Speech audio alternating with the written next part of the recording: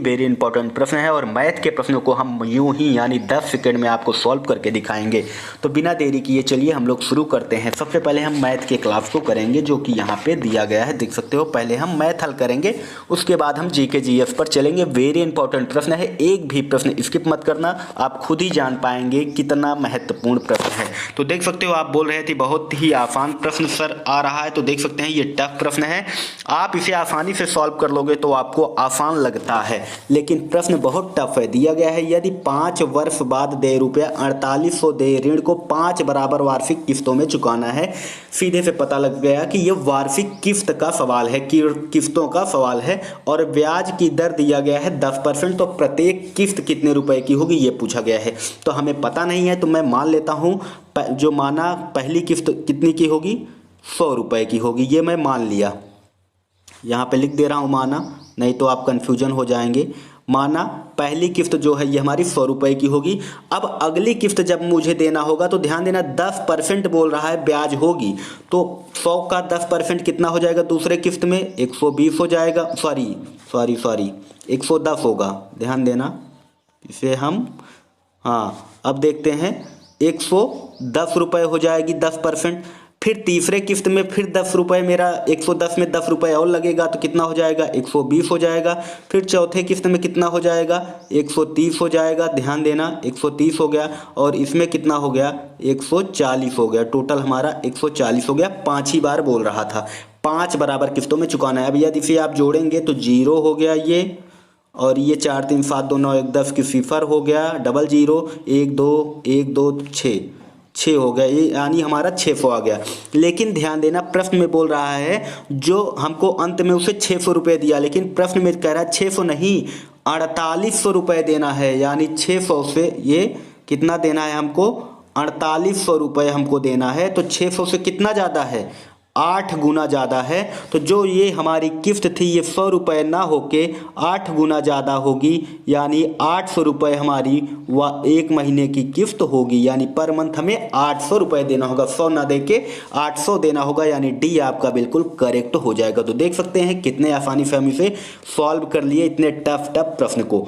अगला प्रश्न है क्या दिया गया है, देखते हैं। किसी कक्षा में विद्यार्थियों के प्राप्तांकों का औसत 68 है। तो ध्यान देना 68 है कुल विद्यार्थियों का, तो हम यहाँ पे 68 लिख लेंगे।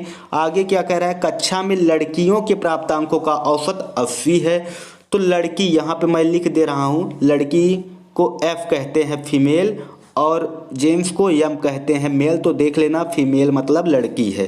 तो लड़की का कितना बोल रहा है, यहाँ पे दिया गया है आपको 80 दिया गया है, यहाँ पे लड़की का 80 दिया गया है। और लड़के का कितना दिया गया है आपको, 60 दिया गया है, 60।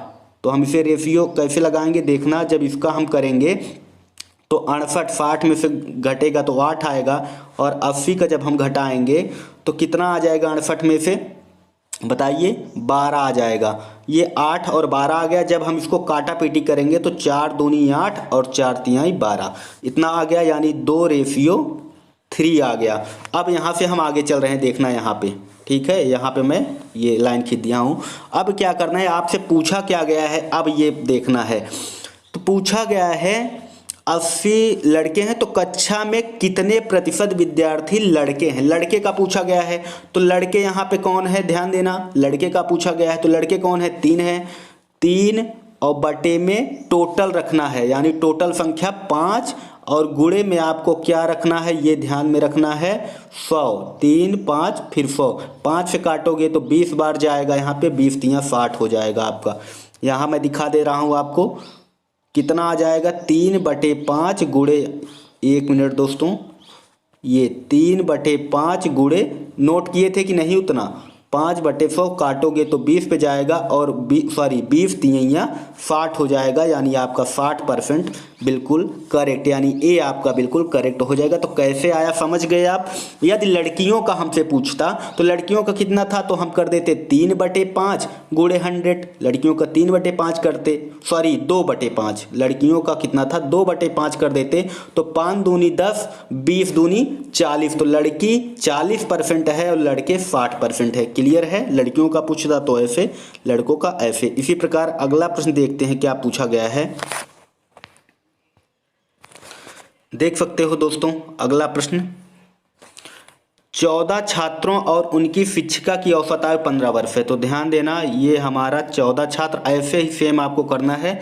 और 14 छात्रों और उनकी शिक्षिका, यानी एक शिक्षिका है तो एक लिख लेंगे, बराबर कितना बोल रहा है, यहाँ पे 15 है औसत। आगे क्या प्रश्न में कह रहा है, यदि शिक्षिका की आयु घटा दिया जाए, यानी केवल हम यदि 14 को लें, शिक्षिका की आयु को घटा दिया जाए, तब क्या है इनका औसत वर्ष एक की कमी आ जाती है, तब शिक्षिका की आयु पूछा गया है। तो सीधी सीधी बात है, जब भी आपको शिक्षिका की आयु घटाएंगे तो उसमें से सब बच्चों की आयु भी घटेगी और वही जाके 15 में जुड़ जाएगी, यानी 14 बच्चों की भी आयु घटेगी। तो सीधी सीधी बात है, 15 में आपको सीधा 14 यदि जोड़ दोगे तो 5 4 9 1 1 2 29 आपका बिल्कुल करेक्ट हो जाएगा, यानी डी ऑप्शन आपका बिल्कुल करेक्ट है। तो ध्यान देना, हमेशा जब भी आपको घटाना है, शिक्षिका की आयु 1 बोलेगा तो साथ में आपको बच्चों की यानी 14 जो दिया गया है इसकी आयु घटा के, आयु घटाना क्या है, सीधा सीधा 14 को 15 में जोड़ देना है। ऐसे प्रश्न को ऐसे ही सॉल्व करना है। तो देख सकते हो आपका डी बिल्कुल करेक्ट हो जाएगा। अगला प्रश्न देखते हैं क्या पूछा गया है, 7 छात्रों की औसत आयु 18, इसलिए मैं दूसरा प्रश्न भी ऐसे ले लिया हूं ताकि आपको समझ में आ जाए। तो 7 छात्रों की औसत आयु दे रखा है 18 वर्ष, यहाँ पे ध्यान देना। उसके बाद यदि उनमें एक छात्र और आ जाए, उनमें कमी हो गई थी, लेकिन यहाँ पे देख रहे हो 7 और प्लस में एक और ऐड हो गया है। अब इनकी औसत आयु आपको दे रखा है 19, इनकी औसत आयु दे रखा है 19। तो आपसे पूछा है यहाँ पे, तो जोड़ी गई संख्या ज्ञात करो। ध्यान देना, जोड़ी गई संख्या, तो 7 और 1 8, उसमें हम घटाए थे, इसमें हम उसमें क्या किए थे, उसमें कम हो गए थे, लेकिन यहाँ पे जुड़ गए हैं एक ना, तो हम 8 को 18 में जोड़ देंगे। 8 18 प्लस 8 तो कितना आ जाएगा, बराबर 26 आ जाएगा। तो ऑप्शन में आपको यदि 26 मिले तो 26 पे टिक करना, नहीं तो आपको यदि 8 मिलेगा जोड़ी गई संख्या तो 8 ही तो जोड़ी जा रही है, तो ये हो जाएगा, नहीं तो आपका 26 ऑप्शन करेक्ट हो जाएगा। तो ध्यान रखना 26 इज द करेक्ट आंसर, लेकिन यहाँ पे 8 दिया गया है तो 8 भी संख्या जोड़ी गई है, या तो 8 मिलेगा या 26, तो 26 आपका करेक्ट हो जाएगा। तो कैसे हुआ, 8 यानी 7 और 1 को 8 होता है, तो 18 में 8 को हम जोड़ेंगे दोस्तों, यही ध्यान रखना है, कन्फ्यूजन नहीं होना है। इसी के साथ अगला प्रश्न देखते हैं क्या पूछा गया है, 1100 रुपये को 7% वार्षिक दर से साधारण ब्याज 3 वर्ष के लिए निवेश किया जाता है। तो 3 वर्ष बाद सीधे सीधे हम इसे पहले तो फार्मूला से लगा सकते हैं। ब्याज का फार्मूला क्या होता है, PRT/100, ये ब्याज का फार्मूला होता है, आप जानते होंगे। P का मान कितना दिया गया है, 1100 रुपये, गुणे R का मान कितना दिया गया है, 7%, और गुणे टाइम कितना है 3, और बटे में जब हम 100 कर देंगे और 1 0 2 0 1 0 2 0 तो कितना आ गया, 7 3 21, यानी आ जाएगा 11 गुणे 21। जब हम 11 गुणे 21 को हल करेंगे, जब आप इसे हल करेंगे 11 गुणे 21 को, तो 231 आपका यहाँ पे आ जाएगा। तो एक तो आप इस तरीके से लगा सकते हो, और दूसरा मेथड यदि मैं बताऊँ आपको कैसे लगाना है, सबसे पहले जब भी आपको ऐसे प्रश्न दिया जाए तो 7 और 3 का गुणा कर देना, यानी दर और टाइम का। तो 7 3 21% आपका ऐसे लिख लेना है। अब 1100 में आपको क्या करना है, 1100 गुणे 21% ये लिख लेना है, बस ऐसे सिंपल सीधा गुणा करना है। अब आगे इसी को हल कर लेना है, 1100 गुणे 21, यदि परसेंट को हटाएंगे तो बटा 100 कर देंगे, और 2 0 से 2 0, 11 गुणे 21 बराबर आ गया वही कितना, 231। तो समझ गए, जिस मेथड से आपको समझ में आए उस मेथड से आप लगाइए। ये रहा सेकेंड मेथड, जब भी आपको ऐसा मिले सीधा टाइम और ब्याज, उस टाइम और दर का आपको गुणा करके सीधा जो मूलधन दिया रहे रुपया उसी में गुणा कर देना है, सिंपल सी बात है। तो देख सकते हो 361 कहाँ पे है, यहाँ पे कितना आ गया, 231। तो ये आपका आंसर नंबर 1 बिल्कुल करेक्ट हो जाएगा। इसी के साथ अगला प्रश्न देखते हैं क्या पूछा गया है, एक बेईमान दुकानदार अपनी वस्तु को क्रय मूल्य पर बेचने का वादा करता है परंतु 30% का कम वजन प्रयोग करता है। तो सबसे पहले हम देखेंगे, मान लो मेरे पास कितना है, 100, मान ले रहा हूँ 100 है, और इसे हमको 100 में ही बेचना है, 100 में बेचना था इसको। हमको क्या बोल रहा है, दुकानदार अपनी वस्तु को क्रय मूल्य पर बेचने, यानी 100 रुपये क्रय मूल्य है और 100 में ही बेचना था, लेकिन क्या किया वह, 100 ग्राम मान लो वस्तु है, हम इसको 100 ग्राम में ही बेचेंगे, 100 ग्राम पूरा बेचना है हमको, ठीक है। तो हम क्या किया, लेकिन वह 70 ग्राम ही बेचा, यानी 30 ग्राम वह नहीं बेचा। तो आगे प्रश्न में पूछ रहा है लाभ प्रतिशत ज्ञात करो, तो हमेशा 30/70 गुणे में 100 कर देना है। 30/70 गुणे में 100, एक जीरो से एक जीरो कट गया, बराबर आ गया कितना आपका 300/7, जो कि ऑप्शन में है 300/7। लेकिन आप यहाँ यदि यहाँ हल करेंगे 300/7 को, तो आपका ये आ जाएगा 42/6/7 आपका उत्तर आ जाएगा। तो जो कि ऑप्शन में दिया रहेगा, या तो 42/6/7 या तो 300/7। तो ध्यान देना यहाँ 300/7 है तो इस पर टिक करना है, 42/6/7 होगा तो उस पर हम लोग टिक करेंगे। कैसे आया, सीधी सी बात है, यहाँ पे 100 लिखेंगे, 100 यहाँ पे है, 100 ग्राम पूरा बेचना था, लेकिन वह 100 ग्राम की जगह वो 70 ग्राम ही दिया और 30%। यदि आपको ये कन्फ्यूजन हो एक और कि हम बटे में 70 ही क्यों लिखे, 100 क्यों नहीं लिखे, तो ध्यान देना जहाँ पर मूल्य की बात नहीं होती वहाँ पर जो बाद वाला होता है विक्रय मूल्य वही लिखा जाता है। यानी ये विक्रय मूल्य ही तो है, 70 में हम दिए हैं, 70 ग्राम ही उसको दिए हैं। तो ध्यान देना ये बात आप जरूर याद रखना। इसी के साथ अगला प्रश्न देखते हैं क्या पूछा गया है। मध्यानुपात पूछा गया है। मध्यानुपात का फार्मूला होता है √AB। √AB का मतलब हो जाएगा √6 गुणे 24, और 6 गुणे 24 बराबर होता है √144। गुणा करेंगे बराबर हो जाएगा 12 का स्क्वायर होता है, तो 12 इज द करेक्ट आंसर, यानी डी आपका बिल्कुल करेक्ट है। ध्यान देना यदि मध्यानुपात पूछा, कभी कभी तृतीया पूछ ले, तृतीया पूछता है तब आप कैसे करोगे, तो तृतीय अनुपात का फार्मूला होता है b²/a। नोट कर लेना, तृतीय अनुपात का फार्मूला हो जाएगा b²/a, इस पर हल करना है। और चतुर्थ अनुपात यदि आपसे पूछ ले कभी कभी तो bc/a होता है। तो ये दोनों फार्मूला आप कृपया नोट कर लेना, चाहे आपसे मध्या पूछे, द्वितीय पूछे या फिर तृतीय पूछे या फिर चतुर्थ अनुपात पूछे, कुछ भी पूछे आप सॉल्व कर सकते हो। अगला प्रश्न देखते हैं क्या पूछा गया। बहुत ही आसान ट्रिक से आपको बताऊंगा। सबसे पहले आपको लिख लेना है A/B/C दिया गया है। A/B बराबर 3/4, तो उनके नीचे हम लिख देंगे 3/4। अगला क्या दिया गया है BC बराबर 8/9, तो B के नीचे हम लिखेंगे 4 के नीचे 8, और ध्यान देना C वाले में क्या लिखा गया है 9। ऐसे आपको बनाना है। अब B के आगे बढ़ाओगे, इसको यहाँ भी 4 कर दो, यहाँ कमी है तो यहाँ 8 कर दो, अब पूरा हो गया।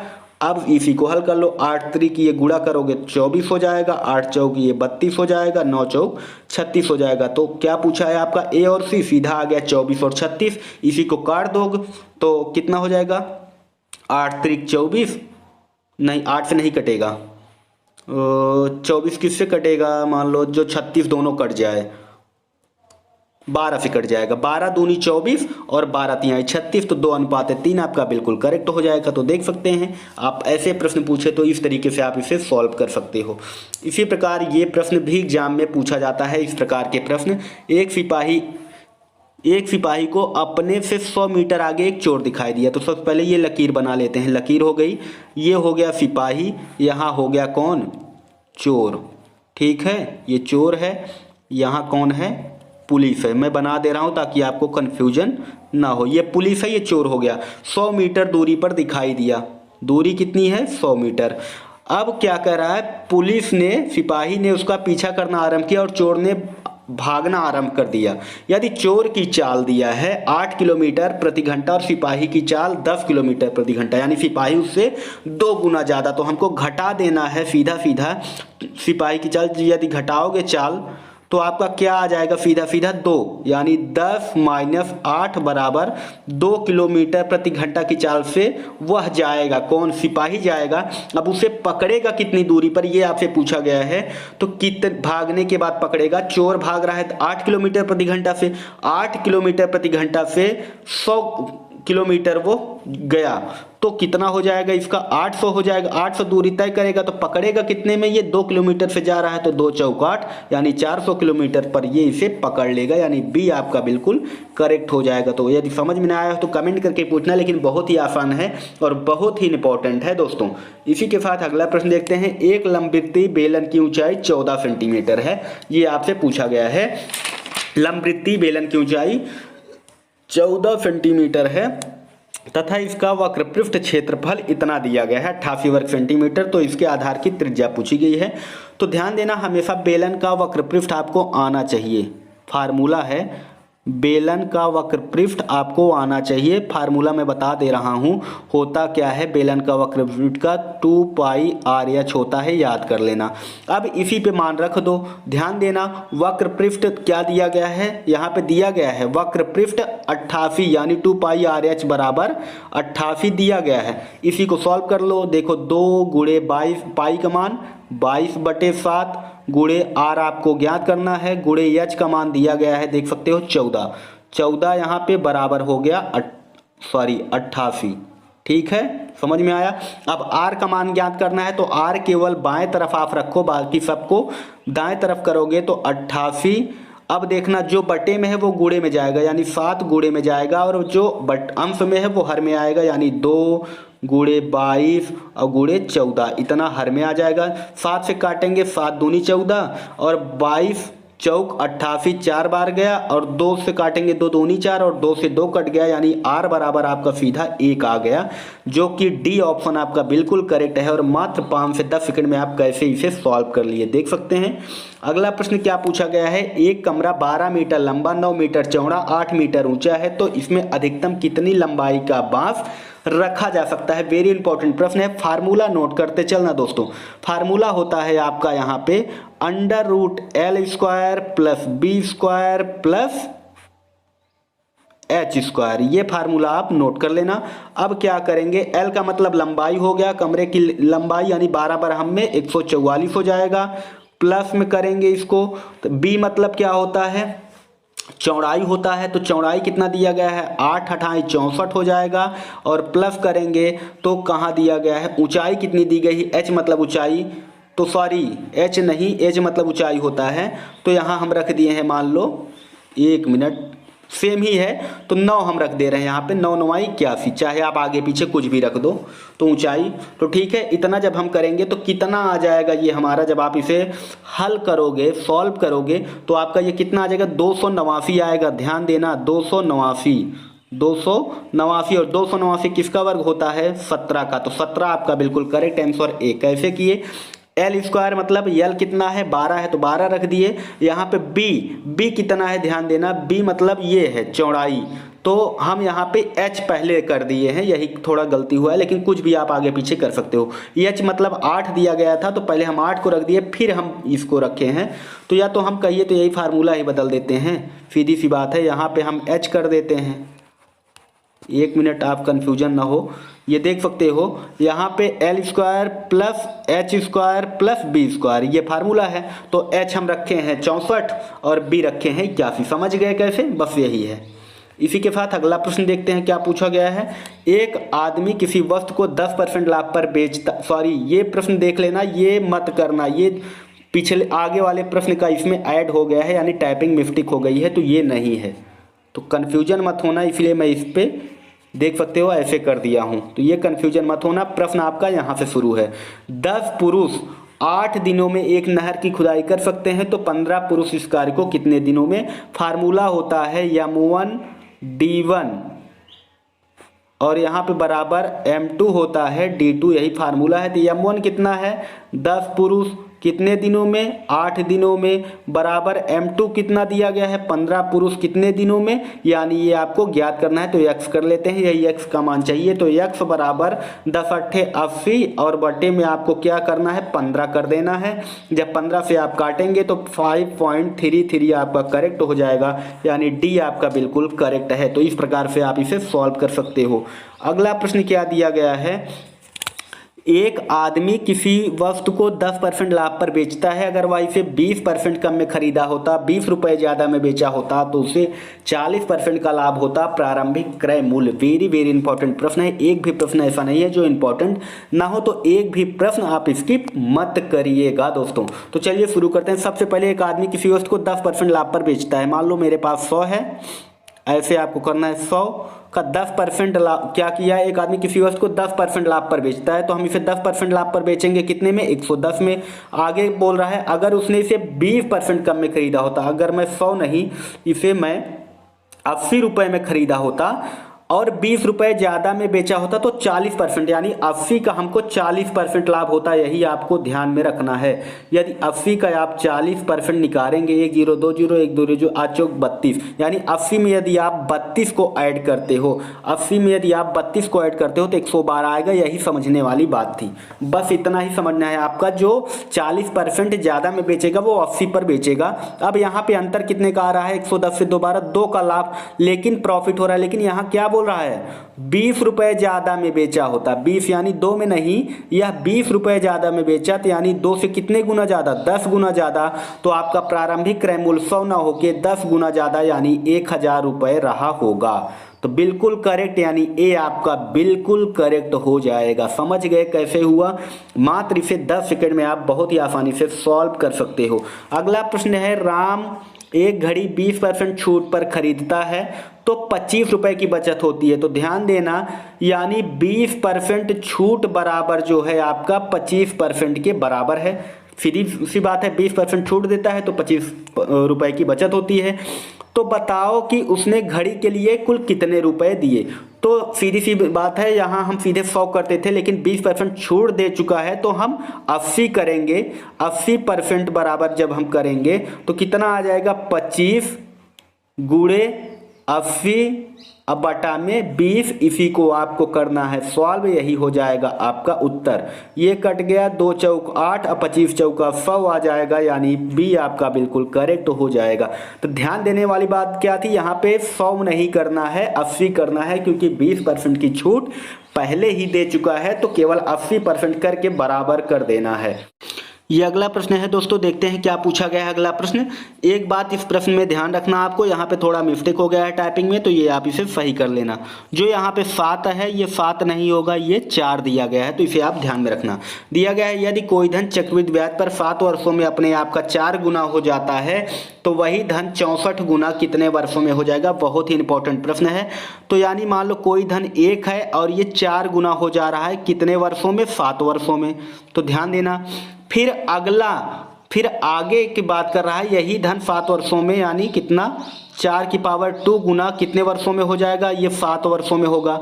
फिर यानी हमको 64 तक जाना है, फिर 4 की पावर 3 करेंगे तो ये फिर आगे 7 वर्षों में हो जाएगा, यानी 4 तिहाई 4 चौक 16 चौका 64, 7 दूनी 14, 7 त्रिक 21, यानी 21 वर्षों में 64 गुना हो जा रहा है। तो यही आपका प्रश्न पूछा गया था कि 64 गुना कितने वर्षों में, यानी 21 वर्षों में। आपका सी बिल्कुल करेक्ट हो जाएगा। तो इस प्रकार से आप सॉल्व कर सकते हो। लेकिन एक तरीका और है, यदि आपको बता दूं तो उस तरीके से आप इसे कैसे सॉल्व करोगे, दूसरा मेथड है। तो आप जो मेथड आपको अच्छा लगे आप उस मेथड से आप सॉल्व कर सकते हो। इसे ये बात आपको ध्यान में रखनी है दोस्तों। तो मैं इसे स्किप कर दे रहा हूँ। अब चलिए मैं शुरू करता हूँ दूसरा मेथड। तो आप देख लीजिए, जो भी मेथड आपको अच्छा लगे आप उसे सॉल्व कर सकते हो। हाँ, देखते हैं क्या कहा गया है यहाँ पे। क्या कहा गया है, 7 वर्षों में कितना हो जा रहा है।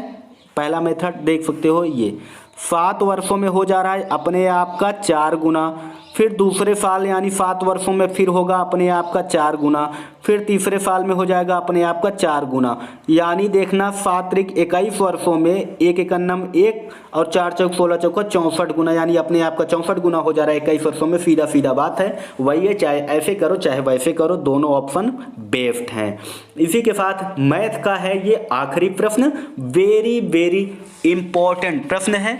तो देखते हैं कैसे आप इसे सॉल्व करते हो। तो देख लो क्या दिया गया है, कितनी धनराशि 6 वर्षों में 4% वार्षिक साधारण ब्याज की दर से 496 रुपये हो जाएगी।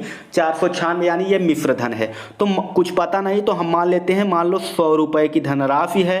तो ध्यान देना, हमेशा आपको बताया हूँ, वर्ष जो दिया रहेगा और टाइम जो दिया रहेगा उसका गुणा कर दोगे, 6 चौक 24 आ जाएगा। तो 100 का 24% की दर से कितना हो जा रहा है, ये 24% की दर से हो जाएगा 120 रुपये मिश्र धन। लेकिन प्रश्न में बोल रहा है 120 नहीं हो रहा है, वो 496 हो रहा है। यानी 120 नहीं, ये 400 कितना हो रहा है, 96, यानी 120 से कितने गुना ज़्यादा है, तो ये 4 गुना ज़्यादा है। तो आपका 100 नहीं होके 4 गुना ज़्यादा, ये आपका 400 रुपये बिल्कुल करेक्ट हो जाएगा। यानी ये आपका बिल्कुल करेक्ट है। इस प्रकार के प्रश्न ऐसे ही आप आसानी से सॉल्व कर सकते हो। तो चलते हैं हम अब जीके जीएस के प्रश्न की ओर। मैथ के हमारे प्रश्न कंप्लीट हो चुके हैं और देखते हैं जीके जीएस में कैसे कैसे प्रश्न पूछे जाते हैं। तो हम थोड़ा जल्दी जल्दी चलेंगे दोस्तों, क्योंकि टाइम बहुत ज़्यादा लग चुका है। सांझ का तारा एवं भोर का तारा किस ग्रह को कहा जाता है? ऑप्शन नंबर ए बिल्कुल करेक्ट, सांझ का तारा, भोर का तारा पृथ्वी की जुड़वा बहन, ये जो है शुक्र ग्रह को ही कहा जाता है। अगला प्रश्न देखते हैं क्या पूछा गया है आप सबसे। तराइन का प्रथम युद्ध कब हुआ था? तो ध्यान देना 1191 बिल्कुल करेक्ट आंसर है। तराइन का प्रथम युद्ध, यदि द्वितीय युद्ध पूछ ले तो 1192 होगा, ये भी आप ध्यान में रखना। और यदि चंदावर का युद्ध पूछे तो 1194 में जयचंद और मोहम्मद गोरी के बीच हुआ था। और यहाँ पे यदि पूछ ले किसके बीच हुआ था तो पृथ्वीराज चौहान, 1191 में पृथ्वीराज चौहान और मोहम्मद गोरी के बीच, जिसमें पृथ्वीराज चौहान विजयी हुआ था। तो सभी फैक्ट याद करते चलें या फिर नोट करते चलें। और दूसरा जो युद्ध, ये यहाँ पे केवल पहला युद्ध पूछा गया था, मैं आपको सभी युद्ध बता दे रहा हूँ। दूसरा युद्ध जो हुआ था 1192 में, ये भी पृथ्वीराज चौहान और मोहम्मद गोरी के बीच हुआ था, लेकिन इसमें पृथ्वीराज हार गया, मोहम्मद गोरी विजयी हुआ था। और जयचंद के बीच 1194 में युद्ध हुआ था, जो इसमें जयचंद हार गया था और मोहम्मद गोरी जीत गया था। तो ये तीनों युद्ध आप इसे क्रम से याद रखना। अगला प्रश्न क्या कहा गया है, किस सम्मेलन में कांग्रेस ने भाग नहीं लिया था? तो ध्यान रखना तीसरे गोलमेज सम्मेलन में। यदि पूछा जाए कितने सम्मेलन हुए थे, 3 सम्मेलन हुए थे, प्रथम गोलमेज सम्मेलन, तृतीय गोलमेज सम्मेलन और तृतीय गोलमेज सम्मेलन। तो तृतीय गोलमेज सम्मेलन में कांग्रेस ने भाग नहीं लिया था। और यदि पूछ लिया जाए गांधी जी ने किस सम्मेलन में भाग नहीं लिया था, तो तृतीय गोलमेज सम्मेलन में गांधी जी ने भाग नहीं लिया था। आपको कंफ्यूजन कर सकता है, तो इसलिए ध्यान में रखना, तृतीय में गांधी जी ने भाग नहीं लिया था और तृतीय में कांग्रेस ने भाग नहीं लिया था। अगला प्रश्न देखते हैं, इंपॉर्टेंट है सभी प्रश्न। सविनय अवज्ञा आंदोलन कब हुआ था? ये आपसे पूछा गया है। 6 अप्रैल 1930 ईस्वी इज द करेक्ट आंसर। ध्यान में रखना 6 अप्रैल 1930 को सविनय अवज्ञा आंदोलन हुआ था, पारित हुआ था जिसे बोलते हैं। पानीपत का प्रथम युद्ध पूछा गया है, वेरी इंपॉर्टेंट है, तो 1526 इज द करेक्ट आंसर। 1526 थोड़ा नीचे है, तो देखते हैं ये जो 1526 है, इसमें पानीपत का प्रथम युद्ध हुआ था। यदि आपसे तृतीय युद्ध पूछ ले तो 1556 आपका करेक्ट हो जाएगा। 1526 किसके बीच हुआ था? तो ध्यान देना 1526 जो हुआ था वो बाबर से हुआ था पानीपत का युद्ध, लेकिन 1556 हुआ था ये अकबर के साथ लड़ा गया था। पानीपत का द्वितीय युद्ध अकबर के साथ लड़ा गया था, अकबर और हेमू के बीच हुआ था, जिसमें अकबर जीत गया था। तो ये बात आप ध्यान में रखना, इस बात को नोट कर लेना। इसी के साथ अगला प्रश्न देखते हैं क्या पूछा गया है। गुप्त वंश का प्रथम सम्राट कौन था? तो गुप्त वंश का सम्राट यदि पूछे तो गुप्त वंश का सम्राट प्रथम चंद्रगुप्त प्रथम था, लेकिन यदि संस्थापक पूछे तो श्रीगुप्त आपका हो जाएगा। यानी यदि संस्थापक पूछे तो श्रीगुप्त और सम्राट पूछे तो चंद्रगुप्त प्रथम। मौर्य पर मत टिक कर देना। शत्रु विनाशक के नाम से कौन जाना जाता है? शत्रु विनाशक के नाम से कौन जाना जाता है? बिंदुसार आपका करेक्ट हो जाएगा, जिसे शत्रु विनाशक के नाम से जाना जाता है, जो कि मौर्य वंश से संबंध रखता है। चंद्रगुप्त मौर्य का उत्तराधिकारी है बिंदुसार, और वह शत्रु विनाशक के नाम से जाना जाता है, तो ध्यान रखना। अगला प्रश्न क्या है, सेल्यूकस को किसने हराया था? यानी सेल्यूकस निकोटर को किसने हराया था? तो इसे चंद्रगुप्त मौर्य ने हराया था। ऑप्शन नंबर ए आपका बिल्कुल करेक्ट हो जाएगा। किसने हराया था? चंद्रगुप्त मौर्य ने हराया था। हराने के बाद सेल्यूकस निकोटर ने अपनी बेटी का या पुत्री का विवाह इनके साथ कर दिया था। ध्यान में रखना, बेटी थी कि पुत्री थी, थोड़ा मुझे ध्यान में कंफ्यूजन है, तो ये उनका विवाह कर दिया था। तो ध्यान में रखना सेल्यूकस निकोटर और चंद्रगुप्त मौर्य के बीच, इन बात को ध्यान में रखना, वेरी इंपॉर्टेंट प्रश्न है। आगे चलते हैं अगले प्रश्न की ओर। मौर्य वंश का संस्थापक पूछा गया है। मौर्य वंश का संस्थापक कौन था? तो ध्यान देना, मौर्य वंश का संस्थापक चंद्रगुप्त मौर्य था, यानी ए आपका बिल्कुल करेक्ट आंसर। उसका उत्तराधिकारी कौन था? बिंदुसार था। मौर्य चंद्रगुप्त मौर्य का उत्तराधिकारी बिंदुसार था। अगला प्रश्न है, इंपॉर्टेंट है, बेसबॉल में कितने खिलाड़ियों की संख्या होती है? यानी बेसबॉल में खिलाड़ियों की संख्या कितनी होती है? तो वेरी इंपॉर्टेंट है, ध्यान रखना 9 खिलाड़ी होते हैं। और वहीं यदि आपसे मैच में पूछ लिया जाए तो 11 प्लेयर होते हैं। हॉकी में 11 प्लेयर होते हैं, तो ये बात भी आप ध्यान में रखना। फुटबॉल में 11 प्लेयर होते हैं, यानी क्रिकेट, फुटबॉल और हॉकी में 11 प्लेयर होते हैं, जबकि बेसबॉल में 9 प्लेयर होते हैं। ध्यान में रखना। इसी के साथ अगला प्रश्न क्या पूछा गया है, कौन शपथ ग्रहण नहीं करता है? वेरी इंपॉर्टेंट प्रश्न है। लोकसभा अध्यक्ष शपथ ग्रहण नहीं करता है और यह अपना त्यागपत्र उपाध्यक्ष को देता है, बाकी सभी अपना त्यागपत्र राष्ट्रपति को देते हैं। ये बात आप ध्यान में रख लेना। प्रधानमंत्री भी राष्ट्रपति को त्यागपत्र देता है। राष्ट्रपति जो है ये अपना त्यागपत्र देना होगा तो ये किसको देगा, ये बात ध्यान में रखना, उपराष्ट्रपति को देता है। और मुख्य न्यायाधीश ये भी राष्ट्रपति को देता है। और यदि शपथ दिलाने की बात की जाए तो राष्ट्रपति को मुख्य न्यायाधीश शपथ दिलाता है, तो ये बात भी आप ध्यान में रख लेना। इसी के साथ अगला प्रश्न दिया गया है, राष्ट्रीय आपात किस अनुच्छेद के द्वारा लगाया जाता है। ऑप्शन नंबर है बिल्कुल करेक्ट, अनुच्छेद 352 में राष्ट्रीय आपात लगता है। राष्ट्रीय आपात एक ये होता है और ये क्या होता है 356 में क्या लगता है, राष्ट्रपति शासन लगता है। 356 नोट कर लेना, राष्ट्रपति शासन। और वित्तीय आपात की बात की जाए तो 360 ये भी नोट कर लेना, वित्तीय आपात लगता है। और वित्तीय आपात पूछा जाए कितनी बार लगा है तो अभी तक एक बार भी वित्तीय आपात नहीं लगा है। तो तीनों आप नोट कर लेना, 352, 356, 360, तीनों इंपॉर्टेंट। अगला प्रश्न है दोस्तों, देखते हैं क्या पूछा गया है। जजिया कर को पूर्ण रूप से किसने समाप्त किया था, तो जिसे हम लोग पढ़ चुके हैं। जजिया कर को पूर्ण रूप से समाप्त कौन किया था, मोहम्मद शाह रंगीला, जिसे रंगीला भी कहा जाता है। इसके साथ एक्स्ट्रा फैक्ट आपको इतने मिलते हैं सभी प्रश्नों के साथ कि यदि 10 प्रश्न है तो आपको 50 प्रश्न हो जाएंगे। तो यदि पूछ ले आपसे पेपर में कि सबसे पहले जजिया कर कौन लगाया था, तो ध्यान रखना मोहम्मद बिन कासिम ने। यदि पूछ ले ब्राह्मणों पर भी, लेकिन यह ब्राह्मणों को, मोहम्मद बिन कासिम ने ब्राह्मणों को जजिया कर से मुक्त रखा था, ब्राह्मणों पर जजिया कर नहीं लगाया था। लेकिन फिरोज शाह तुगलक जब आए तो ये ब्राह्मणों पर भी जजिया कर लगा दिए, ये भी याद करना। पेपर में पूछा जाता है ब्राह्मणों पर भी जजिया कर कौन लगाया था, तो फिरोज तुगलक ने। यदि पूछ लिया जाए जजिया कर को समाप्त किसने किया था, या ऐसे प्रश्न पूछे तो अकबर ने। लेकिन यदि पूछ ले जजिया कर को पूर्ण रूप से समाप्त किसने किया था, तो मोहम्मद शाह रंगीला ने, क्योंकि अकबर ने समाप्त किया था। उसके बाद औरंगजेब आए जिन्होंने दोबारा से जजिया कर को लगा दिया और पूर्ण रूप से मोहम्मद शाह रंगीला ने इसे समाप्त कर दिया। वेरी इंपॉर्टेंट है, याद रखना। इसी के साथ किस युद्ध को जीतने के बाद शेरशाह दिल्ली की गद्दी पर बैठा, तो ध्यान देना कन्नौज का युद्ध, जिसे बिलग्राम का युद्ध भी कहा जाता है, जिसमें इन्होंने हुमायूं को हरा दिया था और हरा कर दिल्ली की गद्दी पर बैठ गया था। तो ध्यान देना पहला युद्ध इनसे लड़ा गया था चौसा का युद्ध, और दूसरा युद्ध था बिलग्राम का युद्ध। जो दोनों युद्ध को इन्होंने हरा दिया और इस युद्ध को हराने के बाद ही इन्हें क्या कहा गया, शेर शाह की उपाधि दी गई, जबकि पहले इनका नाम शेर खां होता था, शेर खां, तो इन्हें शेर शाह की उपाधि दी गई। तो ध्यान देना अगले प्रश्न। और एक बात यहाँ से और इम्पोर्टेंट प्रश्न है, सरहिंद का युद्ध से इन्होंने अपनी सत्ता को पुनः प्राप्त किया था। कभी कभी प्रश्न पूछ लेता है कि हुमायूं ने अपनी सत्ता को किस युद्ध के द्वारा पुनः प्राप्त किया, तो सरहिंद का युद्ध था जिसके द्वारा इन्होंने पुनः गद्दी को प्राप्त किया। अगला प्रश्न क्या पूछा गया है, नस्ल, धर्म, नस्ल, जाति के आधार पर भेदभाव नहीं किया जाएगा, यह किस अनुच्छेद में कहा गया है, अनुच्छेद 15 में कहा गया है। वेरी इंपॉर्टेंट है, बहुत ही बार पूछा जा चुका है, याद कर लेना। अगला प्रश्न है, राज्यसभा का कार्यकाल कितने वर्ष का होता है, वेरी इंपॉर्टेंट, 6 वर्ष का होता है। लोकसभा का पूछे तो कितने वर्ष का, 5 वर्ष का। विधानसभा का पूछे तो कितने वर्ष का, 5 वर्ष का। लेकिन विधान परिषद का पूछे तो कितने वर्ष का, 6 वर्ष का। कहने का मतलब है राज्यसभा और विधान परिषद का कार्यकाल सेम होता है और लोकसभा और विधानसभा का कार्यकाल सेम होता है, तो दोनों को याद रखना। तो इनकी वो भी होता है, जैसे कार्यकाल इतना होता है, तो ध्यान रखना।